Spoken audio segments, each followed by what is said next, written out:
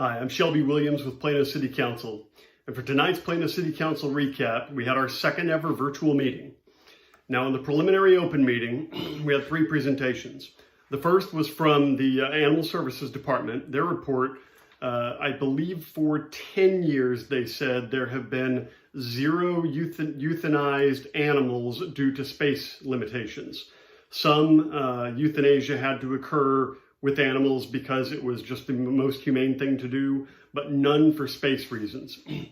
I was surprised to learn that the Plano Animal Shelter is considered most likely to have the most number of visits on an annual basis out of any city in the DFW Metroplex.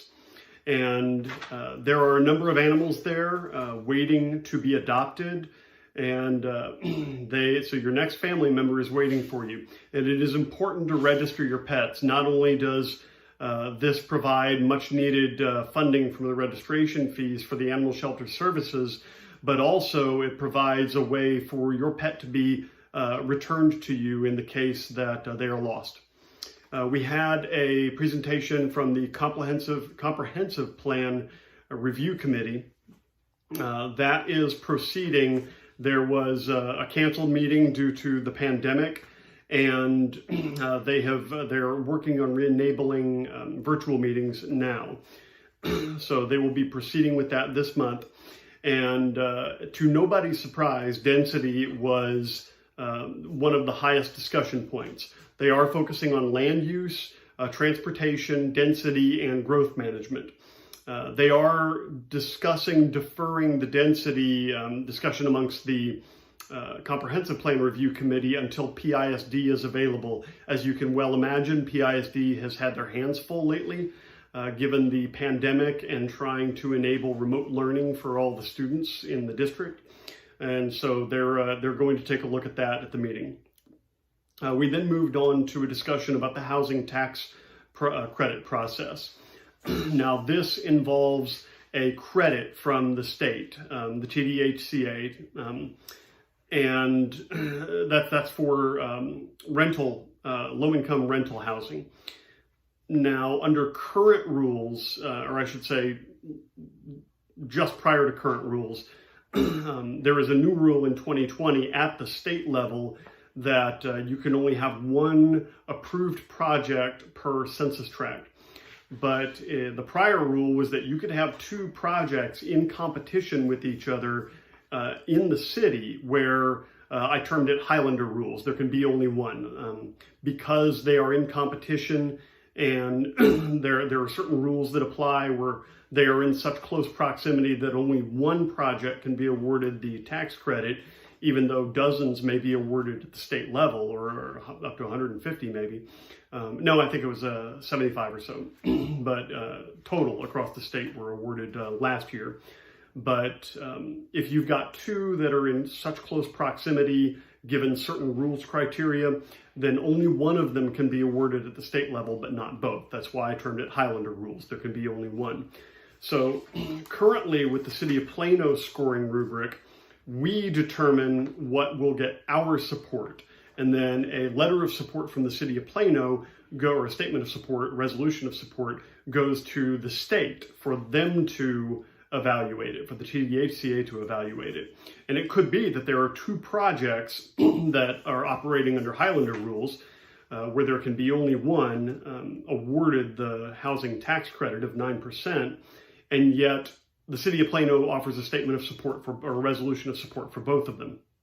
So one of the things that was discussed, Deputy Mayor Pro Tem Riccardelli brought it up, and I agreed with this, is that if there are 2 or more such competing projects within Plano, because, as Deputy Mayor Pro Tem Riccardelli said, we are closest to it, then we should be the gatekeepers for that. The decision should be made as locally as possible. It should be made by the City Council. We should not then punt it, punting was my word, to the state to decide between them. So we will revisit our own scoring criteria and our own scoring or our own support methodology in the fall, so that next time this comes around, as it did a couple of months ago, between 2 projects, Park on 14th and Patriot Park seniors, then we as the city council should be charged with picking which one advances to the state instead of just awarding them both as many marks as we can and then letting the state figure it out. So expect that coming up in the fall. That was all in our preliminary open meeting, and then we moved to the regular meeting. We issued a proclamation for April is 2020 Census Month in Plano. Now, if you have not already completed your census, please do so. It's important for so many reasons. First, and most importantly, as laid out in the Constitution, the census is directed by the Constitution to happen every 10 years to determine how many state representatives there are, or I'm sorry, not state representatives, but congressional representatives there are in the U.S. House of Representatives in each state. Now, the more people there are in a state, the more U.S. representatives you have representing your state in Congress. The fewer people you have, the fewer representatives you have. So this is your chance to ensure representative government in the halls of Congress. When you are not counted, then you get that fewer number of U.S. representatives representing you in Congress.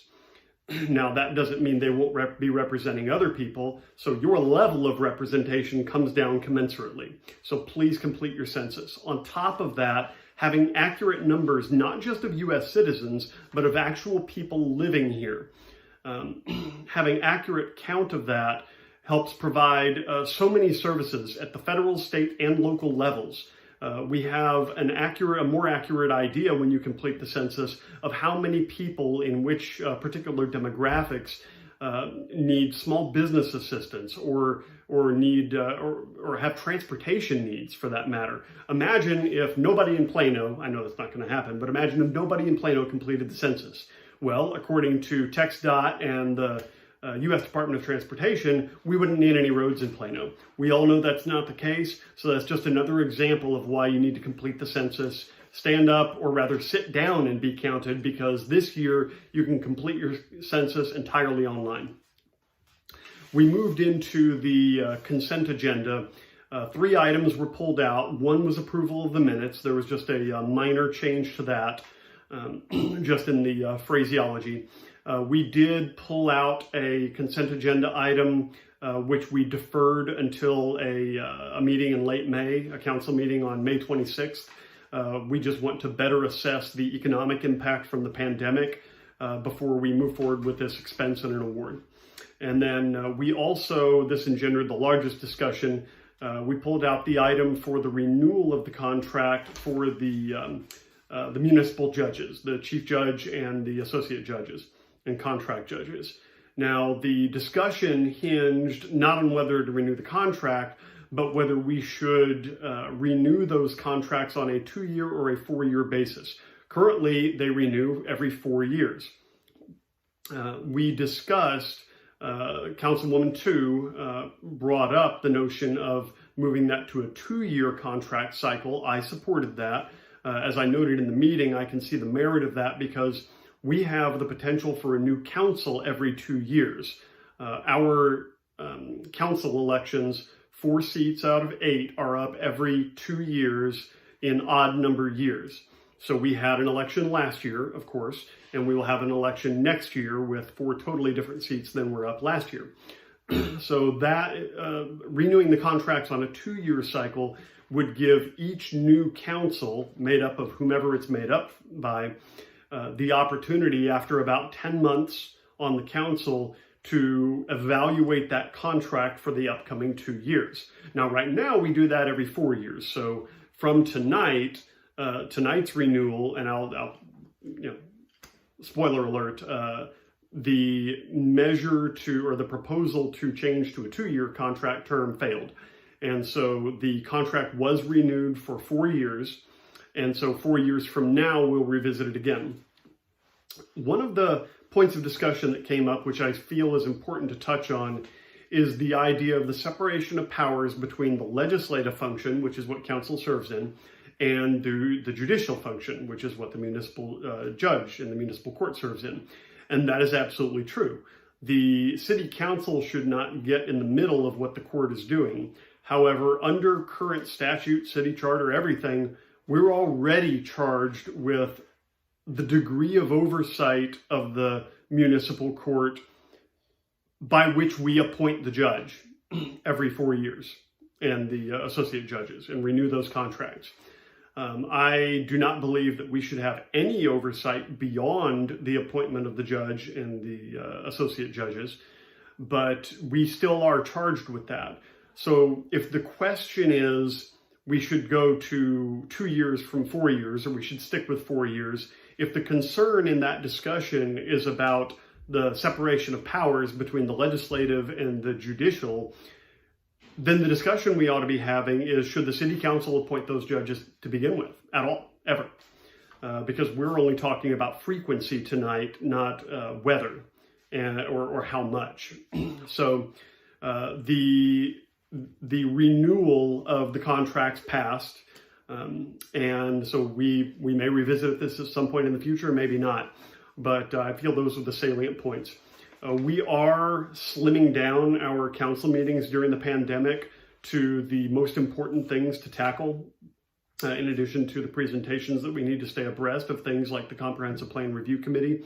So we will have our next meeting in a couple of weeks, and I wish you all a very safe 2 weeks. Please abide by social distancing restrictions. Please exercise prudence when going about your business. Stay safe, stay healthy, and please, we want to hear from you. Good night, and God bless.